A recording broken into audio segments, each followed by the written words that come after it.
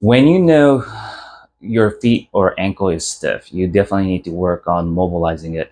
Otherwise, it'll be tight for long time and may cause a lot of discomfort, such as plantar fasciitis, bunions, and all that stuff. So let's. It's not very complicated. So let's start with something that is really simple. So what you gonna do? So your foot has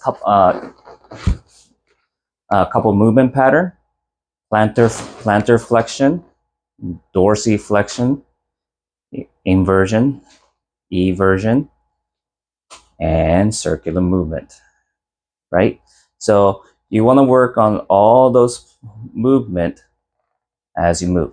Now, if someone has a weak uh, anterior tibialis or gastroc in this area, this is typically what's going to happen as you pull the knee flex. That's because when this is in flexion, this is going to be in extension, in a stretch position. Your gastrocnemius attached to your lower portion of femur. That's why it start pulling your knee forward, knee up. So what you want to do is make sure to place your hand on your knee and pull your toe, push your toe, pull your toe, push your toe.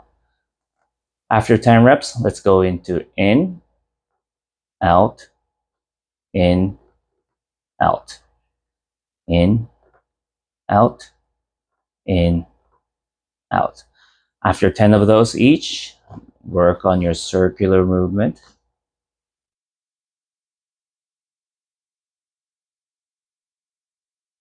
And also the other way around. Now you'll find one direction may be more harder to do than the other, but that's going to be something that you probably will need to work on. You don't necessarily have to do 2-3 sets. One to two sets of 10 of each should be good enough. This might be a little bit useful before you do your any leg workout, especially like squat, lunges, step ups. Those require a lot of ankle mobility in order to get the movement right.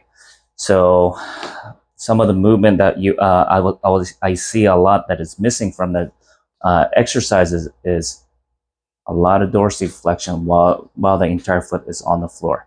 Where do we see this? Squat, lunges, and because of that, because this is weak, the knee gets more work.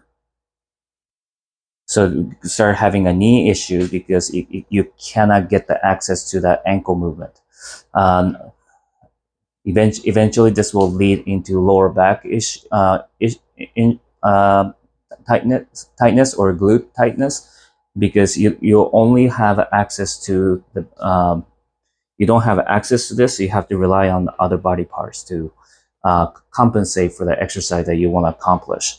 So along with those exercises, it might be good to work on the end range of your ankle by placing the entire foot on and push your knee forward. If it's tight, you're probably going to feel a lot of tension here. You might also feel a lot of little stress on the anterior tibialis for getting the movement in.